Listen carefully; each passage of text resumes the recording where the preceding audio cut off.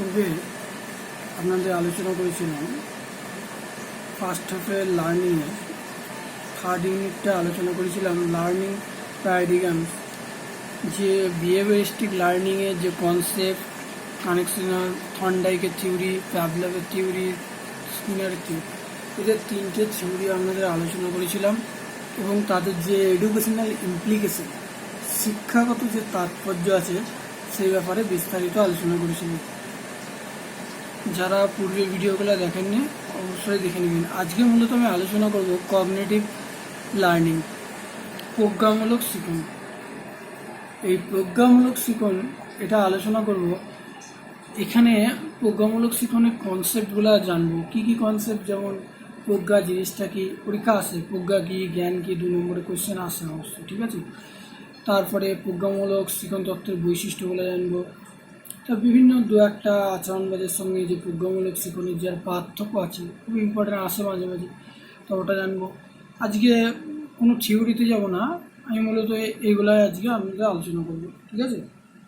Concept, basic যে primary concept, এখান থেকে 2 নম্বর, 10 নম্বরে, 5 নম্বরে কোশ্চেন আসছে আমাদের।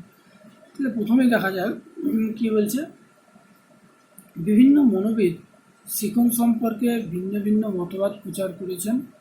এই মতবাদগুলি হলো শিখনের তত্ত্ব। বিভিন্ন মনোবিদ আছে, সাইকিয়াট্রিস্ট, সাইকোলজিস্ট, তারা কী করছে, শিখন সম্পর্কে বিভিন্ন মনোবাদ প্রচার করছে। এই মতবাদগুলি শিখনের তত্ত্ব। সাধারণভাবে শিখনের তত্ত্বগুলোকে দুভাগে ভাগ করা যায়। একটা সংযোগমূলক তত্ত্ব, যেটাকে বলে শিখনের আচরণমূলক তত্ত্ব, যেটা পূর্বে আমি পুরো আলোচনা করে দিয়েছি। যেটা সংযোগমূলক তত্ত্বটাকে পরীক্ষা আসতে পারে, কিন্তু সংযোগমূলক শর্ট কোশ্চেন, সংযোগমূলক তত্ত্ব অপর নাম কি, শিখনের আচরণমূলক তত্ত্ব। তাই সংযোগমূলক তত্ত্ব বা কানেকশন বা এই যে বিহেভিয়ারিস্টিক, এই তত্ত্বটা আমি আলোচনা করেছি। আর সমগ্রতা ভিত্তিক তত্ত্ব, যাদেরকে শিখনে জ্ঞানমূলক তত্ত্ব বলা যায়, সমগ্রতা ভিত্তিক তত্ত্ব বা জ্ঞানমূলক তত্ত্ব, এটা আলোচনা করছি। জ্ঞানের ধারণাকে কেন্দ্র করে যে মনোবিজ্ঞান গড়ে উঠেছে তাকে জ্ঞানমূলক মনোবিজ্ঞান বলে। জ্ঞানের ধারণাকে কেন্দ্র করে যে মনোবিজ্ঞান গড়ে উঠেছে তাকে জ্ঞানমূলক মনোবিজ্ঞান বলে। এটা আপনাদের মনে রাখতে হবে 2 নম্বরের জন্য। জ্ঞানের ধারণা, জ্ঞানমূলক মনোবিজ্ঞান কি, 2 নম্বরে আসতে পারে। সবচেয়ে ইম্পর্টেন্ট হলো জ্ঞান প্রজ্ঞা। পরীক্ষা ভেরি ভেরি ইম্পর্টেন্ট, আসবেই, আমি বলে দিলাম। যদি পূর্ব বছর না আসে, এবছর 2 নম্বরের জন্য জ্ঞান প্রজ্ঞা কী, এটা আমাদের পরীক্ষার জন্য খুবই দরকার, যে জ্ঞান জিনিসটা কি, প্রজ্ঞাটা কি। 2 নম্বরের জন্য, বড় জন্য আমি বলছি। জ্ঞান বলতে কী বোঝায় দেখুন, জ্ঞান মানে কি, নলেজ, ঠিক আছে। আর প্রজ্ঞা, কগনিটিভ, যে জ্ঞান থেকে প্রজ্ঞা আসছে, আগে প্রজ্ঞা আসছে তবে জ্ঞান না, জ্ঞান থেকে প্রজ্ঞা আসছে, কীভাবে সেই জিনিসটা আমরা দেখব। কী বলছে, 2 নম্বরের জন্য পড়বেন, বড় দরকার না, ঠিক আছে। জ্ঞান প্রজ্ঞা শর্ট কোশ্চেন 2 নম্বরে আসে। জ্ঞান বলতে সেই সব বিষয় ও অভিজ্ঞতাকে বোঝায়। জ্ঞান জিনিসটা কি, সেই সব বিষয় মানে কি, সেই সব বিষয়, সেই সব সাবজেক্ট, সেই সব এক্সপিরিয়েন্সগুলোকে বোঝাবে, যেগুলি বুঝতে প্রধানত মানসিক শক্তির প্রয়োজন হয়। তাহলে জ্ঞান কি, যেটা জ্ঞান হলো এমন একটা বিষয় বা অভিজ্ঞতা যা কী করে মানসিক শক্তির প্রয়োজনে সাহায্য করবে। মানসিক মেন্টালিটি যে পাওয়ারটা, সেইটাতে জ্ঞান সাহায্য করবে, দরকার জ্ঞানের। মেন্টালি আমরা যে মানসিকভাবে যে বলতে পারছি কোনোভাবে, মানসিকভাবে, এইটাই কিন্তু নলেজ। এইখানেই নলেজের প্রয়োজনটা হয়। উদাহরণস্বরূপ দেখুন, পরীক্ষা আসতে পারে, উদাহরণস্বরূপও আসতে পারে। উদাহরণ দিয়ে জ্ঞানের সংজ্ঞা দেন, একটা উদাহরণ দিন, তখন এই উদাহরণটা দিয়ে দেবেন। উদাহরণস্বরূপ কী বলছে, বিজ্ঞানে কোনো বিষয়কে বুঝতে হলে কোনো গল্প পড়ে তার মূল বক্তব্যকে অনুধাবন করতে হলে, কোনো সূত্রকে কাজে লাগিয়ে অঙ্ক করতে হলে যে মানসিক শক্তির প্রয়োজন হয়, সেটি হলো জ্ঞান। অর্থাৎ দেখেন কী বলতে চাওয়া আছে এখানে, বিজ্ঞানের ধরুন কোনো একটা পাটিগণিত বুঝবেন বা বীজগণিত বুঝবেন। বীজগণিতের ক্ষেত্রে কি মানসিক শক্তি কখন দরকার, যখন বীজগণিতের ফর্মুলাটা কী আসবে, তখন অটোমেটিক্যালি আপনাদের যে জ্ঞান, সে বলে দেবে যে এই ফর্মুলাটা আপনাকে ইউজ করতে হবে। তো এখানেই কিন্তু জ্ঞানের, এখানে জ্ঞানের বা মানসিক যে সক্রিয়তা, মেন্টালিটি যে অ্যাক্টিভিটি, তখন এখানে খুবই দরকার, ঠিক আছে। এই আচরণটাকেও কেন্দ্রীয় আচরণ বলা হয়। তাহলে কেন্দ্রীয় আচরণ কাকে বলা হয়, সেটা এই যে সামগ্রিক প্রক্রিয়াটাই কেন্দ্রীয় আচরণ।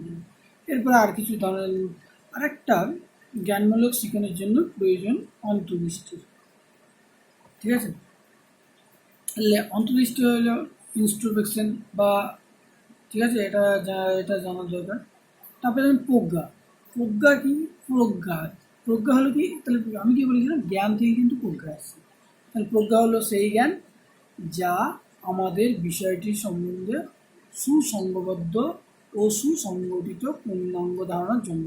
জ্ঞান কি করছে, আমাদের কোনো একটা বিষয় অভিজ্ঞতা যেটা আছে সেটাকে কী করছে, মানসিক সক্রিয়তার ক্ষেত্রে সাহায্য করছে। আর প্রজ্ঞা কী করছে, সেই যে জ্ঞানটাকে, সেটা আরও বিষয়, সেই জ্ঞানটাকে বা যে আমাদের বিষয়টা আছে সেটাকে সুসংগঠিত বা সুসংগঠিতভাবে কী করছে, ধারণার জন্ম দিচ্ছে, সেটাই হলো প্রজ্ঞা। আশা করি বুঝতে পারছেন জ্ঞান আর প্রজ্ঞার পার্থক্য। পরীক্ষায় সেটা আসতে পারে যে জ্ঞান ও প্রজ্ঞার মধ্যে দুটি পার্থক্য, দুটো সংজ্ঞা লিখে দেবেন আর দুটো লিখে দেবেন, তাহলে এই গেল। জ্ঞানে কী দরকার, জ্ঞানে কী হচ্ছে, আর জ্ঞানে মানসিক শক্তির প্রয়োজন হচ্ছে, আর প্রজ্ঞাতে কি ধারণার জন্ম দেয়। এইটা দুটো পার্থক্য হয়ে গেল, সংজ্ঞা দিয়ে দিলে হয়ে গেল, আর উদাহরণ দিয়ে দেবেন, হয়ে গেল তিনটে।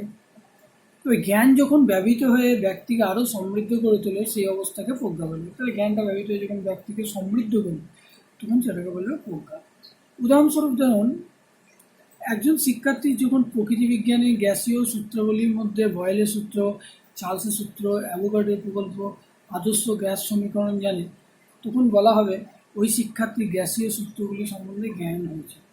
একজন শিক্ষার্থী যখন কি প্রকৃতি বিজ্ঞানের যে গ্যাসীয় সূত্র, আপনারা ক্লাস 9-10 পড়েছেন যে অ্যাভোগাড্রোর সূত্র, অ্যাভোগাড্রোর মানটা কত জানেন? অ্যাভোগাড্রোর মানটা যারা বলতে পারেন বলেন দেখি। 6.023 × 10⁻23, এটা হলো মান, ঠিক আছে। এরকম যে এই যে প্রকৃতি বিজ্ঞানের গ্যাসীয় সূত্রগুলির মধ্যে বয়েলের সূত্র, চার্লসের সূত্র, অ্যাভোগাড্রোর প্রকল্প, আদর্শ গ্যাস সমীকরণ, V=RT বা RT=RT, সেই তখন বলা হবে ওই শিক্ষার্থী গ্যাসীয় সূত্রগুলি সম্বন্ধে জ্ঞান হয়েছে। তাহলে এই সূত্রগুলো সে সম্বন্ধে জানবে, ঠিক আছে। এবার যখন সেই শিক্ষার্থী অর্জিত জ্ঞানগুলি যথাযথ, মানে ওটা জানলো, এবার যখন প্রয়োগ করতে পারে, ওই সম্বন্ধে বিভিন্ন সমস্যার সমাধান করতে পারে এবং ওই সূত্রকে অন্য ধরনের সমস্যা সমাধানের ক্ষেত্রে প্রয়োগ করতে পারে, তখনই বলা হবে শিক্ষার্থী, মানে যখন জ্ঞানটাকে নিয়ে কী করছে, তো বাস্তবে অ্যাপ্লাই করছে এবং সেটাকে সুসংগঠিত রূপ দিচ্ছে, তখন সেটা হয়ে যাবে জ্ঞান থেকে প্রজ্ঞার দিকে কনভার্ট হয়ে গেল বা জ্ঞান থেকে প্রজ্ঞার জন্ম হয়, ঠিক আছে। এই হলে জ্ঞান আর প্রজ্ঞার জ্ঞান ও প্রজ্ঞার বেসিক কনসেপ্ট। পরীক্ষা এখান থেকে 5 আসবে না, 10 আসবে। এখানে 2 নম্বরের শর্ট কোশ্চেন আছে যে জ্ঞান কাকে বলে, জ্ঞানের একটি উদাহরণ দাও, প্রজ্ঞা কাকে বলে, প্রজ্ঞার একটি উদাহরণ দাও, ঠিক আছে। এখানে বড় পড়ার দরকার নেই। নেক্সট আসা যায়, এই দুনিয়ার এত কিছু আছে, এবার একটু এইখানে একটু আমরা দেখবো, ঠিক আছে। স্কিমাটা পরীক্ষা আছে, ঠিক আছে। স্কিমা কাকে বলে আপনাদের 2 নম্বরের জন্য পড়তে হবে। আমি কিন্তু প্রত্যেকটা আমি কিন্তু আবার খুব খুঁটি পড়াচ্ছি, কারণ শর্ট কোয়েশ্চেন 5 নম্বর 10 নম্বর যেন সিলি মিস্টেক না হয়, কারণ প্রত্যেকটা প্রশ্ন যেন আপনাদের কমন থাকে। শর্ট কোয়েশ্চেন যেন আবার বই পড়বেন সেটা যেন না হয়। পরীক্ষা আছে স্কিমা কাকে বলে, ঠিক আছে। স্কিমা কাকে বলে এটা কিন্তু আপনাদের জানতে হবে, ঠিক আছে। তাহলে স্কিমা হলো বা প্রজ্ঞার একক কী, পরীক্ষা এটাও আছে। স্কিমার প্রথম থেকেই আমি দেখুন কি বলছে স্কিমা, দেখুন কি বলছে। বলছে মানসিক প্রতিরূপ হলো একটি সক্রিয় পরিবর্তনশীল সংগঠন যা সময়ের সঙ্গে সঙ্গে পরিবেশের সঙ্গে অভিযোজনের ফলে সংগঠনটি আরও বেশি সমৃদ্ধ ও শক্তিশালী হয়।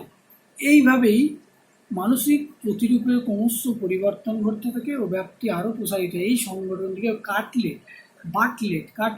বাটলেটের ভাষায় স্কিমা বলা হয়। মানে কি, একজন বাটলেট মনোবিদ, সে কি স্কিমার সংজ্ঞাটা দিয়েছেন, কিন্তু আমরা এত বড় সংজ্ঞাতে কেন যাবো? 2 নম্বরে লিখতে কোথায় কার সঙ্গে জড়িত, কোথায় কার সঙ্গে হয়েছে, অত যাবো না। আমি ছোট্ট করে সংজ্ঞাটা লিখবো যে স্কিমা হলো, একবারে নিখুঁতভাবে লিখবো, স্কিমা হলো প্রজ্ঞার একটি একক। এইখান থেকে লিখবেন, ঠিক আছে। ওটা লিখলেও হবে, বাটলেটের সংজ্ঞাটা দিলেও হবে, আবার এটাও লেখা যাবে। এটা সহজ, আমি সেই জন্য বললাম। পরীক্ষা আসতে পারে যে প্রজ্ঞার একটা এককের নাম বলো, কোন স্কিমা। স্কিমা কি? স্কিমা হলো প্রজ্ঞার একটি একক। প্রজ্ঞা কি আমি তো বললাম, আবার একবার বলে দিই তাহলে প্রজ্ঞাটা কি যদি ভুলে যান, বা জ্ঞানটাও বলে দিই। জ্ঞানটা হলো কি, জ্ঞান জিনিসটা কী করবে, আপনার মানসিক শক্তির ক্ষেত্রে সাহায্য করবে। আর প্রজ্ঞা কী করবে, সেই যে মানসিক শক্তি বা সেই বিষয়টাকে কী করে সুসংগঠিত বা সুসংবদ্ধ ধারণার জন্ম দেবে, সেইটা হলো প্রজ্ঞা। প্রজ্ঞা থেকে আবার স্কিমা আসছে, দেখুন কীভাবে। প্রজ্ঞার পরে আসছে স্কিমা। স্কিমা হলো কি, প্রজ্ঞার একটি একক। একটি স্কিমা অপর স্কিমার সঙ্গে যুক্ত হয়ে নতুন প্রজ্ঞার একক বা নতুন স্কিমা তৈরি হয়। তাহলে একটা স্কিমার সঙ্গে আর একটা স্কিমা যুক্ত হচ্ছে, যে নতুন একটা স্কিমা তৈরি করছে। ঠিক আছে, এবার স্কিমা কি ও কীভাবে হচ্ছে সেটা বললাম তো। স্কিমা কি মানে একটা অ্যাডাপ্টেশন হচ্ছে, অভিযোজন। অভিযোজনের ফলে মানে কার সঙ্গে অভিযোজন হচ্ছে? এনভায়রনমেন্টের সঙ্গে যে অভিযোজন হয়ে সময়ের সঙ্গে যে মানে কি পরিবেশের সঙ্গে একটা অ্যাডাপ্টেশন হচ্ছে। অ্যাডাপ্টেশন হওয়ার ফলে যে সমৃদ্ধ আর শক্তিশালী হচ্ছে যে মানসিক প্রতিক্রিয়াটা বা মানসিক রূপটা, সেইটা যখন একটা পরিবর্তিত হতে বা এক্সটেনশন হতে হতে যখন প্রসারিত হয়, তখন একটা এই যে সংগঠন, এই যে সামগ্রিক একটা সংগঠন তৈরি হলো, এটাকে বার্ডলাইট বলছে স্কিমা। স্কিমা হলো প্রজ্ঞার একটা স্কিমার সঙ্গে একটা স্কিমা যুক্ত হয়ে নতুন স্কিমা তৈরি হয়। তাহলে স্কিমা কীভাবে তৈরি হয়? দুটো স্কিমা নিয়ে একটা স্কিমা তৈরি হয়েছে। শিক্ষার্থীদের স্কিমার রূপান্তর নতুন প্রজন্মের নতুন প্রজ্ঞার জন্ম হয়। এবার স্কিমার আর কিছু দরকার নাই, আমরা এবার নেক্সট যাব পার্থক্য। পরীক্ষা এটা আসে, ঠিক আছে, এটা খুব 5 নম্বরে আসবে, 10 নম্বরে আসবে না, 5 নম্বরের জন্য আপনাদের এটা পড়তে হবে যে শিক্ষণীয় আচরণগত দৃষ্টিভঙ্গি আর প্রজ্ঞামূলক দৃষ্টিভঙ্গির মধ্যে পার্থক্য কী। এই পার্থক্যটা আপনাদের জানতে হবে, ঠিক আছে।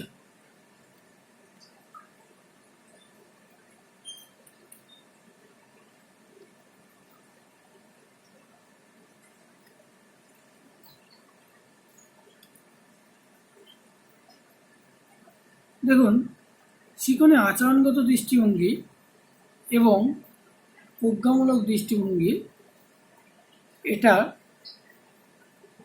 জানতে গেলে প্রথমে আমি আগেই বলেছিলাম পার্থক্য লিখন নিয়ম হলো বিষয় দেবেন, আর যে পার্থক্যটা পরীক্ষায় জানতে চাইছে সেই দুটো লিখবেন। প্রথমে তাহলে ছক করে অবশ্যই, তাহলে বিষয় কী লিখবেন? প্রারম্ভিক আচরণ। ঠিক আছে, বিষয় কী লিখবেন? প্রারম্ভিক আচরণ। আর একদিকে লিখবেন আচরণগত বৈশিষ্ট্য, অন্যদিকে লিখবেন প্রজ্ঞামূলক। একদিকে লিখবেন আচরণগত দৃষ্টিভঙ্গি, অন্যদিকে লিখবেন প্রজ্ঞামূলক দৃষ্টিভঙ্গি। তাহলে প্রারম্ভিক আচরণ কি বলছে দেখুন, এটা নিয়ে প্রারম্ভিক আচরণ হলো সূচনা, যেখান থেকে জটিল আচরণ সম্পূর্ণ করা হয়। তাহলে প্রারম্ভিক আচরণ হলো কি? সূচনা, যেখান থেকে কি জটিল আচরণ সম্পূর্ণ করা হয়। ঠিক আছে, আর প্রজ্ঞামূলক দৃষ্টিভঙ্গি কি বলছি এখানে? প্রজ্ঞামূলক দৃষ্টিভঙ্গির ভিত্তি হলো পূর্বার্জিত জ্ঞান, যেখান থেকে শিক্ষার্থী নতুন প্রজ্ঞামূলক সংগঠন গঠন করে। তাহলে আচরণগত দৃষ্টিভঙ্গিতে কী বলছি? প্রারম্ভিক যে আচরণগত দৃষ্টিভঙ্গি আর প্রজ্ঞামূলক দৃষ্টিভঙ্গি। তাহলে আচরণগত দৃষ্টিভঙ্গি আর প্রজ্ঞামূলক দৃষ্টিভঙ্গি, তাহলে প্রারম্ভিক আচরণ, এই যে ব্যাপারটা বলছি প্রারম্ভিক আচরণ, তাহলে আচরণগত দৃষ্টিভঙ্গি, প্রজ্ঞামূলক দৃষ্টিভঙ্গি। তাহলে আচরণগত দৃষ্টিভঙ্গিতে প্রারম্ভিক আচরণ কী বলছি? প্রারম্ভিক আচরণ হলো সূচনা, ইন্ট্রোডাকশন, যেখান থেকে কী হবে? জটিল আচরণটা সম্পূর্ণ করা হবে। আর প্রজ্ঞামূলক দৃষ্টিভঙ্গিতে কী বলছি? ভিত্তি হলো পূর্বার্জিত জ্ঞান, যেখান থেকে শিক্ষার্থী নতুন প্রজ্ঞামূলক সংগঠন গঠন করে। ঠিক আছে, এটা হলো প্রজ্ঞামূলক দৃষ্টিভঙ্গি। প্রেষণা কি? এবার প্রেষণার দিক থেকে কী বলা যেতে পারে? প্রেষণা হলো কি? জৈবিক তাড়না। যেমন আচরণগত দৃষ্টিভঙ্গির ক্ষেত্রে আমি এগুলো বলেছিলাম যে প্রেষণা কোনগুলো পড়ছে? ক্ষুধা, ভয়, ক্রোধ, ভালোবাসা ইত্যাদি। ঠিক আছে, এবার প্রজ্ঞামূলক দৃষ্টিভঙ্গির ক্ষেত্রে কী হবে? লক্ষ্য, কৌতূহল, প্রত্যাশা। প্রজ্ঞামূলক দৃষ্টিভঙ্গি এখনও যেহেতু আপনাদের পড়ানো হয়নি, সেহেতু ব্যাপারটা একটু নতুন লাগবে। প্রজ্ঞামূলক দৃষ্টিভঙ্গি তাহলে কী কী পড়বে? পেছনা বা মোটিভেশন, লক্ষ্য পড়বে, কৌতূহল পড়বে, প্রত্যাশা পড়বে। ঠিক আছে, পরীক্ষা এরকম কোশ্চেনও আসে, সব কোশ্চেনে দেখবেন দুটি আচরণগত পেশনার উদাহরণ দাও, দুটি প্রজ্ঞামূলক পেশনার উদাহরণ দাও, তখন এইগুলো কিন্তু মনে রাখতে হবে। ঠিক আছে, আবার পরীক্ষা, আবার টেট যে পরীক্ষা হয় না, সেই SSC TET, school service commission TET, সেখানেও কিন্তু এই কোয়েশ্চেনগুলো করা হয় যে এটা কার উদাহরণ, যে ক্ষুধা, ভয় কোন কার উদাহরণ, আচরণগত, প্রজ্ঞামূলক না কার, এইগুলো জানতে চাই। ঠিক আছে, এখন ওটা দরকার নেই, আপনাদের টেট দরকার নেই, এখন পরীক্ষা দরকার। তাহলে পেশনাটা বললাম। এবার অন্তিম অবদান কি? প্রস্তুতি এবং পেশনা, বিশ্লেষণ, উদ্দীপক, নিয়ন্ত্রণের শর্ত, সঞ্চালন, রিএনফোর্সমেন্ট, বিশ্লেষণ, ব্যক্তিগত শিক্ষণের উপকরণ। তাহলে অন্তিম অবদান কী কী অবদান আছে, যেমন প্রস্তুতি এবং পেছনা, আমি তো বলেছিলাম প্রস্তুতি, তারপরে পেছনা বিশ্লেষণ, উদ্দীপক, রিএনফোর্সমেন্ট, ব্যক্তিগত শিক্ষণীয় উপকরণ, এইগুলা কি আচরণগত দৃষ্টিভঙ্গির ক্ষেত্রে দরকার হয় বা এর অবদান আছে। ঠিক আছে, প্রত্যেকটা বিষয় আলোচনা করা হয়েছে, উদ্দীপকও আলোচনা করা হয়েছে, রিএনফোর্সমেন্টও আলোচনা করা হয়েছে। আর প্রজ্ঞামূলক শিক্ষণ সংগঠনের সঙ্গে নতুন শিখন যুক্তকরণ, যেমন বোধগম্যতার জন্য শিখন উপকরণ, সমস্যা সমাধান, দীর্ঘস্মৃতি। তাহলে প্রজ্ঞামূলক দৃষ্টিভঙ্গির ক্ষেত্রে কোন কোন উপকরণ দরকার, সমস্যা সমাধান, প্রবলেম সলভ, তারপরে দীর্ঘস্মৃতি মানে লং টার্ম মেমোরি, এগুলো দরকার হয় প্রজ্ঞামূলক। এবার আচরণগত দৃষ্টিভঙ্গির মূল প্রতিপাদ্য বিষয় আর প্রজ্ঞামূলক দৃষ্টিভঙ্গির মূল প্রতিপাদ্য বিষয়টা দেখা।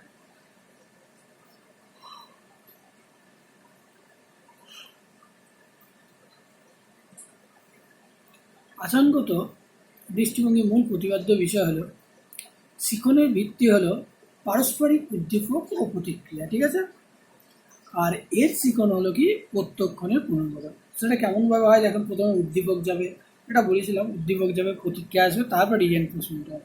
আর প্রজ্ঞামূলক ক্ষেত্রে কেমন করে হয়, রিএনফোর্সমেন্ট আগে উদ্দীপক, তারপরে কেমনভাবে প্রতিক্রিয়া, আগে উদ্দীপক হবে, তারপরে জ্ঞানমূলক প্রক্রিয়া। এইভাবে কিন্তু টোটাল সামগ্রিক প্রক্রিয়াটা হয়।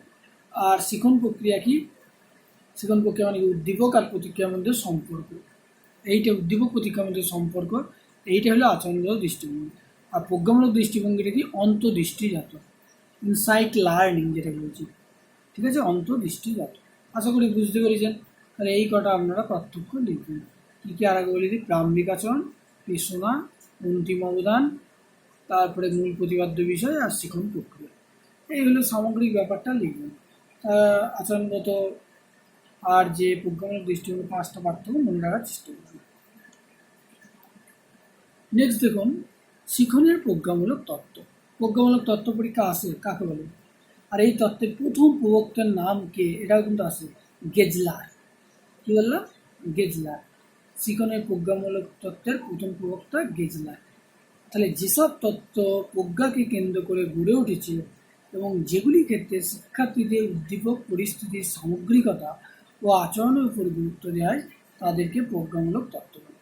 তাহলে যেসব তত্ত্ব কী করছে, প্রজ্ঞাকে কেন্দ্র করে গড়ছে, জ্ঞান কেন, প্রজ্ঞাকে কেন্দ্র করে থিওরি গড়ে ওঠে, প্রজ্ঞাকে কেন্দ্র, জ্ঞান তো অনেক আগে, তারপরে প্রজ্ঞা আসছে না, তারপরে সীমা আসছে, তাহলে প্রজ্ঞাটা। তাহলে যেসব থিওরিগুলো প্রজ্ঞাকে কেন্দ্র করে গড়ে উঠেছে এবং যেগুলির ক্ষেত্রে শিক্ষার্থীদের উদ্দীপক পরিস্থিতির সামগ্রিকতা, এটা সমগ্রবাদের তত্ত্ব বলা হচ্ছে প্রজ্ঞামূলক তত্ত্বকে। ঠিক আছে, যেগুলি ক্ষেত্রে শিক্ষার্থীদের সামগ্রিক, যেগুলি ক্ষেত্রে শিক্ষার্থীদের উদ্দীপক পরিস্থিতির সামগ্রিকতা ও আচরণের উপর গুরুত্ব দেওয়া হয়, সেটাকে বলবো প্রজ্ঞামূলক তত্ত্ব। তাহলে প্রজ্ঞামূলক তত্ত্ব মানে মেন কি, প্রজ্ঞামূলক তত্ত্ব মেন হলো প্রজ্ঞাকে কেন্দ্র করে গড়ে উঠতে হবে থিওরিটা। আর কি হতে হবে, এখানে শিক্ষার্থীদের যে উদ্দীপকমূলক যে পরিস্থিতি, সিচুয়েশন, সেই সিচুয়েশনের যে সামগ্রিকতা আর যে আচরণের উপর গুরুত্ব দেওয়া হবে, তাকেই বলবো প্রজ্ঞামূলক তত্ত্ব। এই শর্ট কোশ্চেনটা অবশ্যই মনে রাখবেন, কাকে বলে প্রজ্ঞামূলক তত্ত্ব আসে পরীক্ষা। এই তত্ত্বের প্রথম প্রবক্তা কে, গেজলার। ঠিক আছে, এটা মনে রাখতে হবে, গেজলার প্রথম প্রবক্তা। এবার নেক্সট আমরা জানবো প্রজ্ঞামূলক তত্ত্বের কিছু বৈশিষ্ট্য, সেগুলো পরীক্ষা 5 নম্বরে আসে, এটা কোশ্চেন জানতে হবে। তাহলে কি, প্রথমেই বৈশিষ্ট্য দেখেন, শিখনের ধারণাগত বৈশিষ্ট্য। শিখনের ক্ষেত্রে শিক্ষার্থীদের নির্দিষ্ট পরিস্থিতিতে প্রতিক্রিয়া করার ক্ষমতা পরিবর্তন হবে।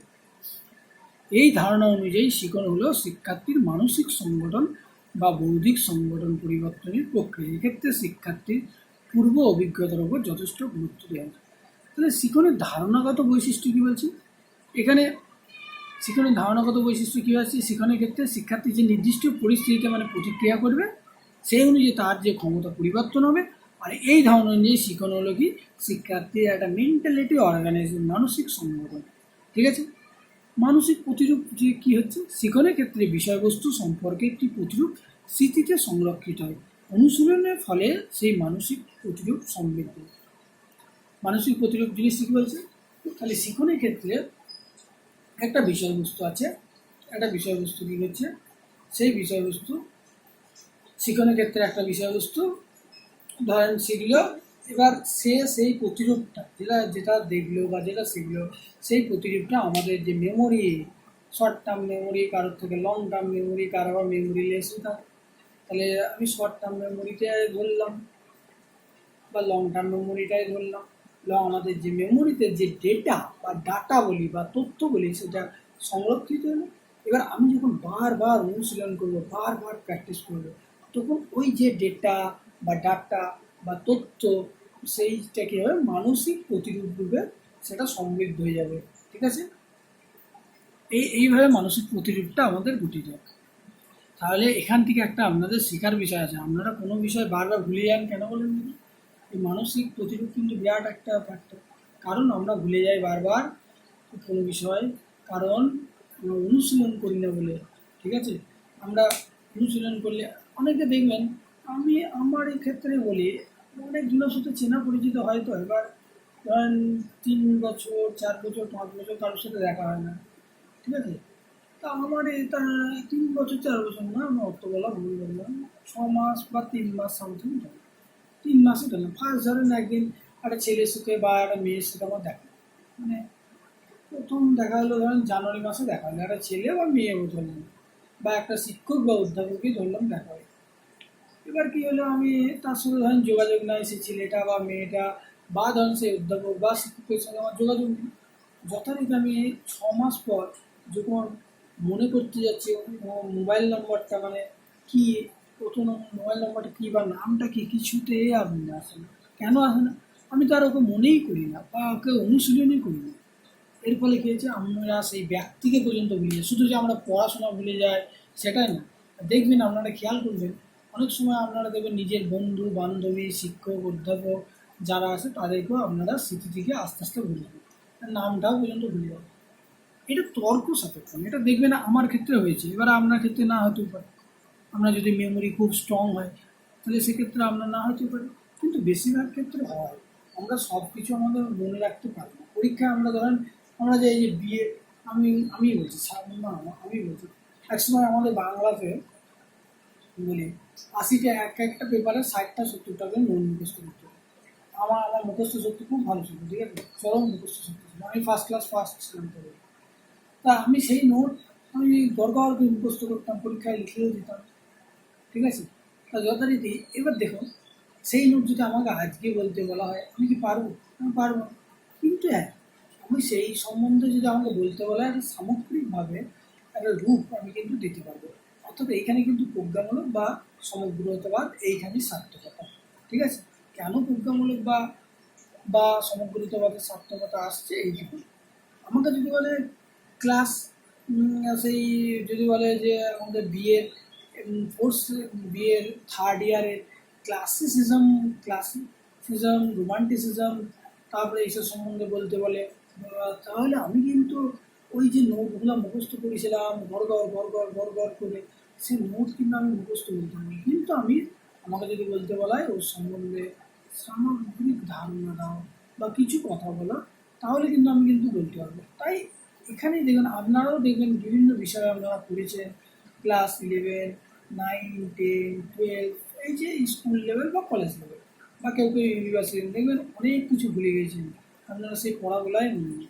অথচ দেখবেন আপনি রেজাল্ট ভালো করেছেন, ফার্স্ট হয়েছেন, সেকেন্ড হয়েছেন, থার্ড হয়েছেন, ঠিক আছে, ফার্স্ট ক্লাস পেয়েছেন, ফার্স্ট ডিভিশন পেয়েছেন। সেটাই বলছি, এইখানে কিন্তু মানসিক প্রতিরোধ, মানে কি আমাদের অনুশীলন যদি না হয়, সেই জিনিসটা আমরা আস্তে আস্তে ফরগেটিং হয়ে যায় আমাদের, তখন long term memory short term মেমোরিতে চলে আসে, আবার শর্ট টার্ম মেমোরি লেসে চলে আসে।